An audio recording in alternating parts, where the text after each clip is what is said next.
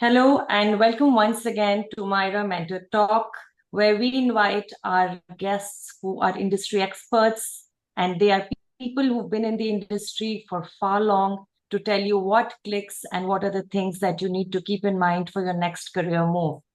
Joining us today is Mr. Maher Sabbagh, mentor and industry expert who I've known for the last couple of years, and he's made great strides in his career till date. Maher will be joining today and telling us what are some of the things that we need to keep in mind when we are planning our second innings, which is the topic that we've been discussing last couple of months, especially for senior leaders who've crossed 25, 30 years of experience, what and how they need to plan their second innings. Maher, before I start shooting questions to you, I think our audience would be very keen to know your exemplary background. So I would like to share that Maher is a seasoned HR leader with over 25 years of international experience, driving transformational change across diverse markets and industries. Maher has held senior HR leadership roles at global organizations, including Japan Tobacco International in Jordan, Baltics, Iran, UK, UAE, Sudan, and Bangladesh. JAT International in Nigeria, Kenya, Uganda, Ghana, Tanzania, UAE, and Lebanon. Also with the DMAC Group in UAE and EdgeNex data centers by DMAC in EMEA and Europe. Maher has led major business transformations and restructuring of operations across MENA, Africa, and Southeast Asia.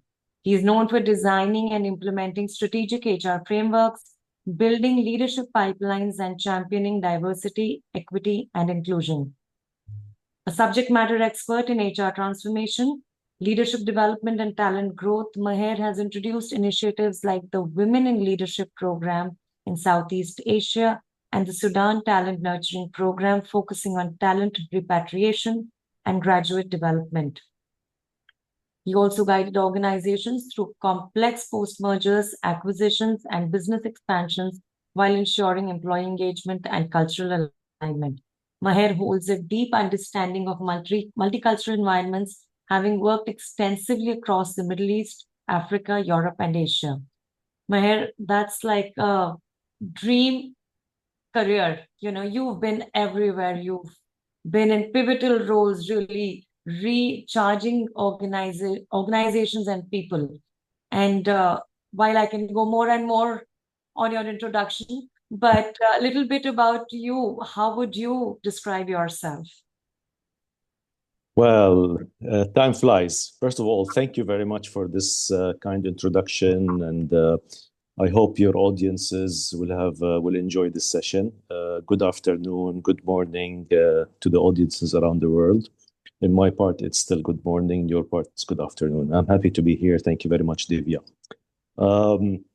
I will introduce myself as an empathetic leader. I will introduce myself as a father, husband, and a person who really cares to ensure growing people, nurture talents, and the legacy to continue. It's very important that wherever you go, you leave something different in people's life and make a change where they can really nurture, grow their potential, and make a difference. To me, being positive also is a contagious thing. It's very important to be positive and to spread positivity and to be a model who people look for. So I would describe myself as this person. That's fantastic. I think Thank you. empathy and positivity is something which we lose along the way. While we all want to have it, but sometimes we forget that we are all born with it. We can nurture it. So over to our discussion today, Maher, and we've discussed offline also regarding, careers post-retirement. And especially in this pretty volatile external environment, what can I do? And a lot of us are really blanking out, honestly, who are at 25 years experience, getting worried. And many of us are at the peak of our careers also. So a lot happening. My first question in today's conversation would be, as a global HR leader, What has been your observation around successful careers post-retirement? Well, Divya, to tell you the truth, every person in the world, in the corporate world, would say he will be like, a corporate citizen, he or she will be focusing on their career, growing their career within the company. I personally have served like 21 years with Japan Tobacco. I've been in 10 different countries. I've been focusing on growing myself within the corporate. And then suddenly we had a major transformation project where everything comes to a stop or comes to a halt or things have changed. Now, the way you look at it, you need to accept the reality that the journey has stopped, and you need to ensure that one day the journey will stop. But now it became maybe earlier than the usual. You need to take a pause, take one step backward, look into yourself, who you are, what's your strength, how you build your resilience, what kind of knowledge bank you have accumulated over those years of service, what is the technical know-how that you have. And now you look into it that, okay, it's time for me now to give somewhere else, because to me, it's if it's the age of 50 or 54, life starts at the age of 50 onwards. I mean, you will start becoming more wise, more stable in your decision, in your acts. You have these things. So in my view, from a personal experience, I've been through the wheel of emotion. I accepted this transition. I accepted this change. I was properly handled by my previous employer, but now it's time to move on and to ensure you keep on being strong, stand on your feet, because it's not about me. It's about my family. It's about people who I support as well. So this is where you carry the responsibility. And as long as you have the health, you have the strength, you are still, you have your mind also, it's still, these are the blessing. So this is how I look at it. Post-retirement, it's not the end of the world, and it's a retirement from one business going to another. And the great of it and the beauty of it, once you move into this new chapter, you start see things differently. Again, I will go into the perception and perspective thing. The business is always flourishing. The business is always booming. You know that you always have a strength, and you can sell and build on this strength. And believe me, after all these years, you start to understand more and more about yourself and where you can position yourself to enter into the next era of the market, whether it's another job, it's another self-employed, it's another venture.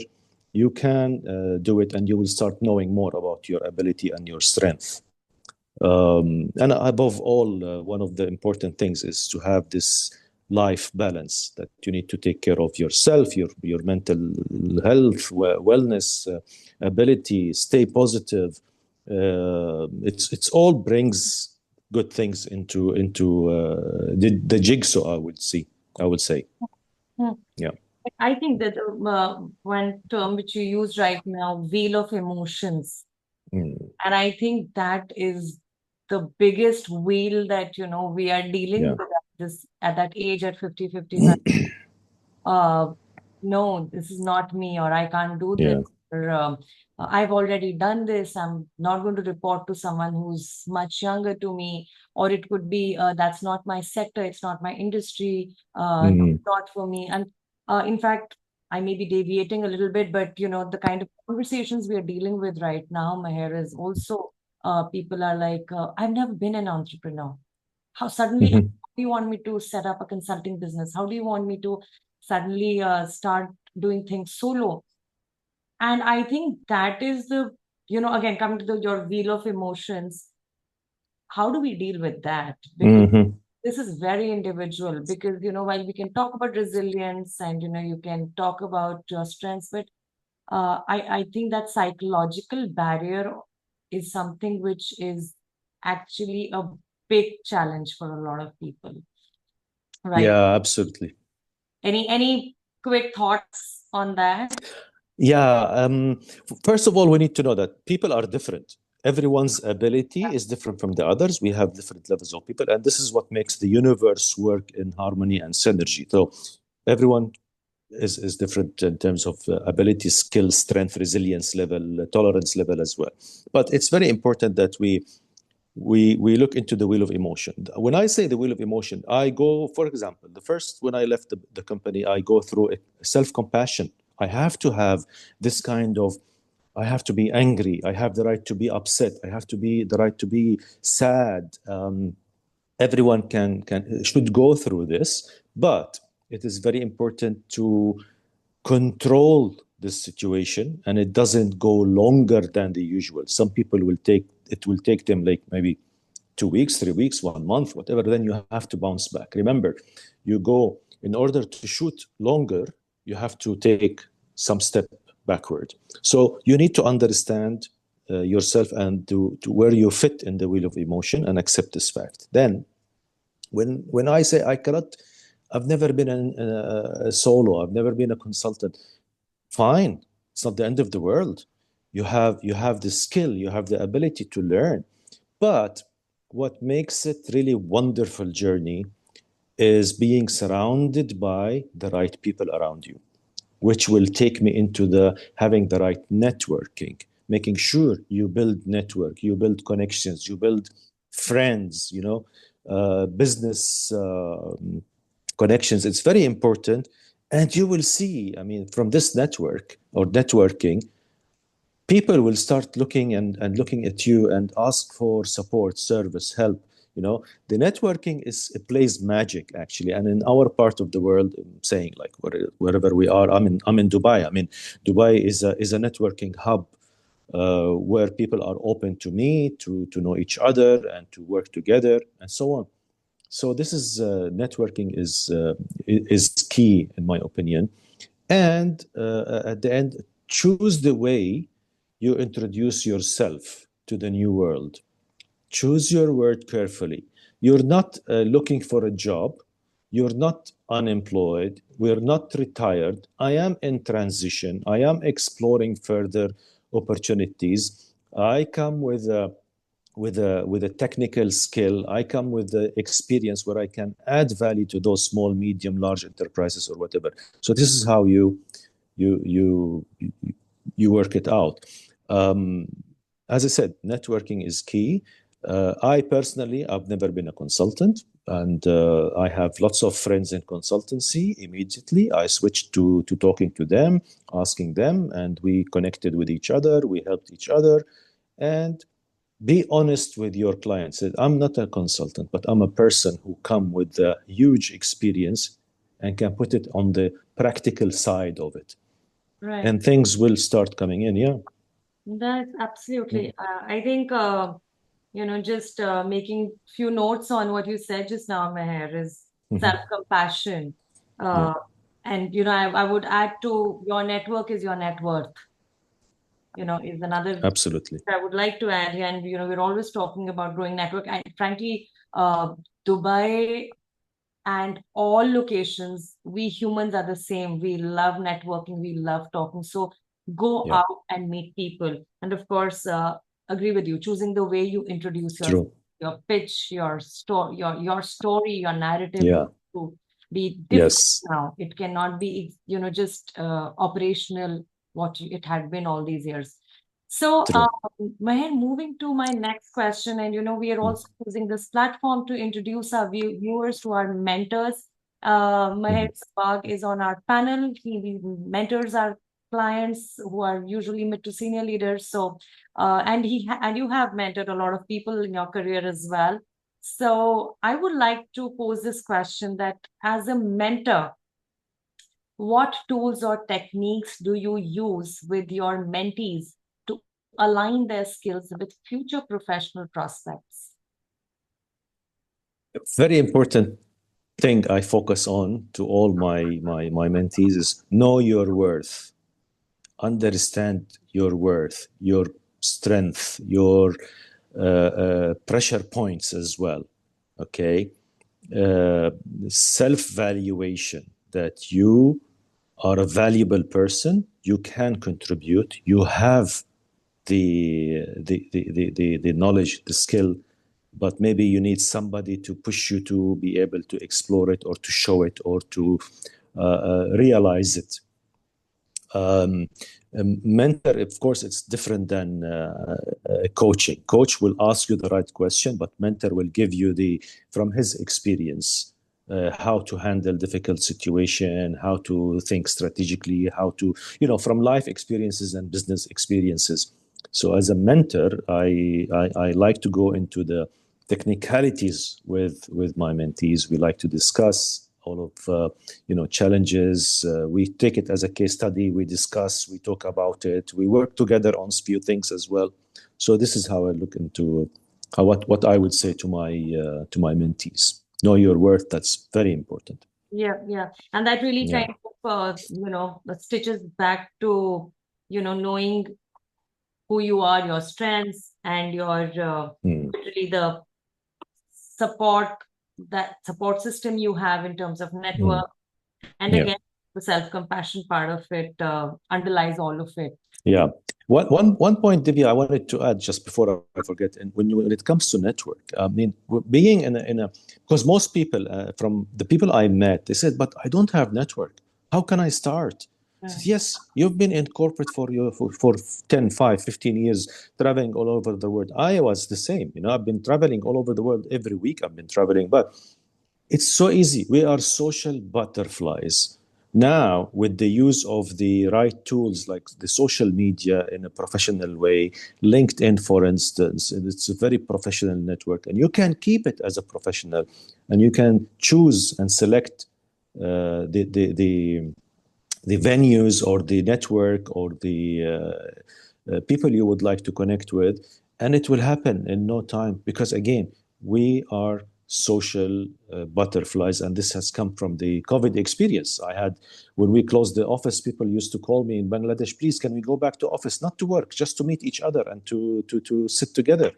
So yeah, networking is not something impossible, not something cannot happen. It will happen spontaneously if you have the will to do it. Not easy the first few times, but you will enjoy it once you start doing it. Yeah. In fact, on the networking part itself, where, often, people are like, oh, I've not spoken to this gentleman for the last 10 years. How do I start talking? Or what will he think? If I'm calling him, he'll think that I'm asking for a job. And often we have to tell them that, look, it cannot be so much straight in the face. You need to also learn to do small talk. You're learning you're relearning the entire socializing skills altogether, which probably by virtue of your position and your role, you didn't need to do it because your title spoke who you are. So you did not need to break ice. But now the title is gone. So how do I break ice? How do I introduce? So those are some of the common questions or doubts which keep entering in mind.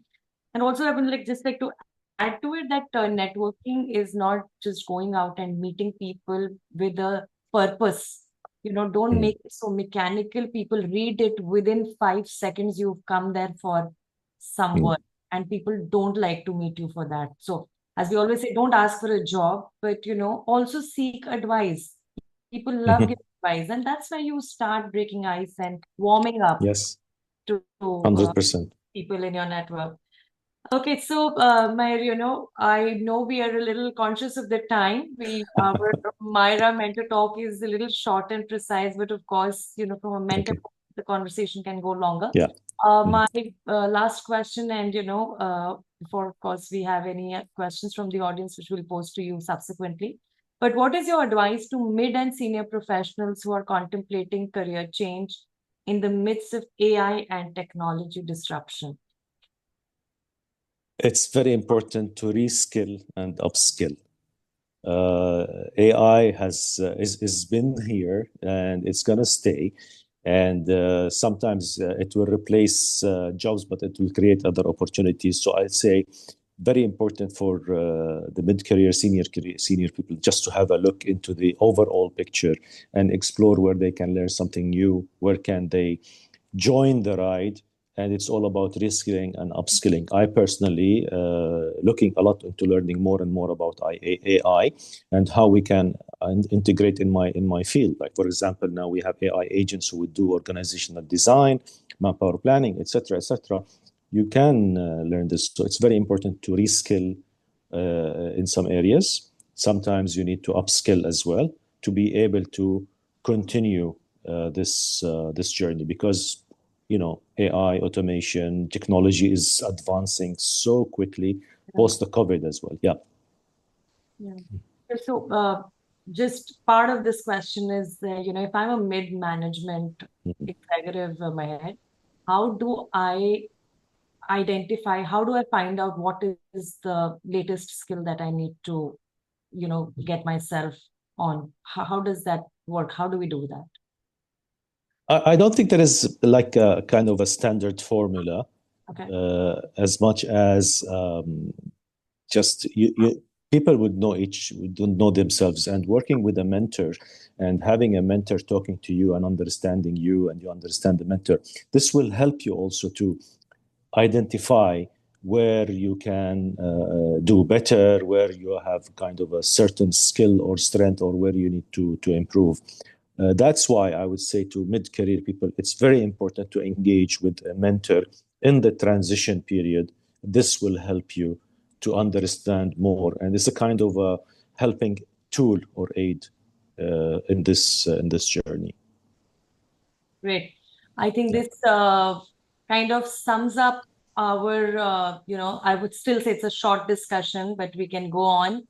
But I think, Maher, as I said, cognizant of time, this kind of covers up some of the very, very critical points that you have raised today, is really how we need to get ready for our second innings. And by the way, this does not apply to people who are at the retirement stage, but this literally applies to all of us, wherever we are in life and careers across the world globally, to really do a kind of a recce or a check on what's happening with my professional life and where I want to be, which requires, of course, positioning yourself and how you're dealing with your emotions.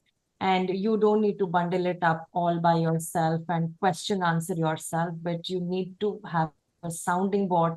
And that is where the mentor steps in. And that is where the mentor guides you, holds you, and has your back, giving you some critical leads, some suggestions, and also being your guiding light. I think that is what we would like our audience to consider very seriously, in having a mentor, someone who is their sounding board. Before I close, Maher, any closing thoughts from your end which you would like to give to our audience, which is something very critical or something which you think would be helpful? I would say that we're all gifted creatures. We are special humans, special people. We always have a strength, a skill, but we need to keep asking and pushing the situation, challenging the situation to bring the best out of us. So nobody should sit tight and surrender to the situation. Everyone should be should create this kind of a strength and push to move forward. Otherwise, the world will come to a halt. Absolutely. Thank you so much. Yeah, that was really wise words from you, Maher. Thank you so much. And from our audience, if there are any questions and you'd like to connect with Mr. Maher Sabbagh directly, we will help you connect. You can also seek his mentorship and guidance. He works, as we just mentioned to you, globally across countries. He has been mentoring a lot of professionals and is currently also involved in a lot of projects. So good, stepping, step for anybody who's looking for some guidance. Please get in touch with us at connect@mayra.pro, connect@mayra.pro, and we will directly connect you to Mr. Maher. If you need any specific insights, inputs on careers, career coaching, please let us know. We'd be happy to have introductory discovery calls with you. Thank you so much, Maher, once again. And we look forward to reconnecting with you in our hopefully next session very soon. Thank you so much. Thank you. Bye-bye. Bye.